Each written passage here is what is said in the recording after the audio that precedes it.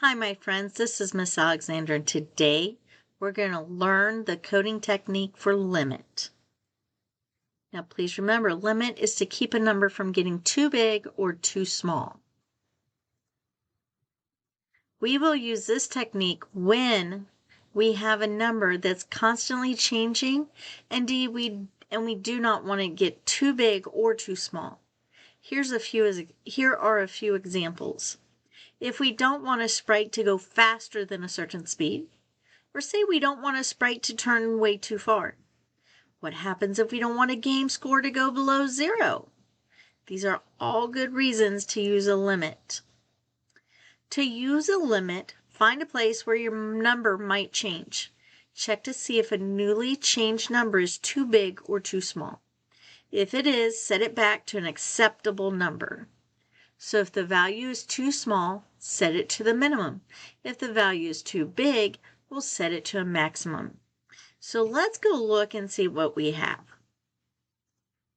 So the first thing I'm going to do is I'm going to play our program so we can see what we have. Oh, look, Splash is counting back. How many seconds do we have left? Look at that. Is it going to keep going? When's it stop? Oh, look, we're in negative numbers, you guys. Okay, so she just counts back and tells us how many seconds we have left. Oh, program ended. So, ladies and gentlemen, let's make a goal. We never want the timer to show negative numbers. So I'm going to come right over here and select Splash. So this is the coding we have so far. So I'm going to go to Code Assist, and I'm going to go to Decisions. Within the every 1 second, I'm going to add if then. And I want to add it to before the print block. Okay? And we're going to say every time if I'm going to get less than, and right here I'm going to need a variable. So we're going to say less than this variable, which is time.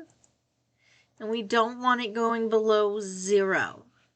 So now we're going to set our time. So if time is less than 0, then time is 0. So I think that just means we're going to let it go right to 0 and stop. So let's run it and see what happens. 9, 8, 7, 6, 3, 2, 1, 0. So it just stays at 0. That's kind of cool, you guys.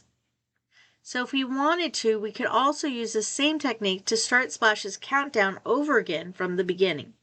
All we would have to do would be set the number back to 10 instead of 0. So I'm going to set this number to 10 and see what happens. Ready? Let's check this out.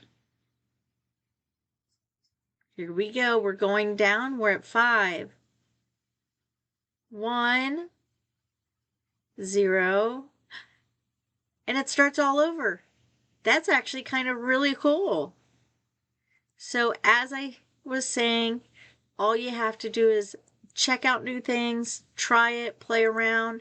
You got this. Always remember to have a good time, and remember to smile, giggle, and wiggle, and I'll talk to you later. Bye.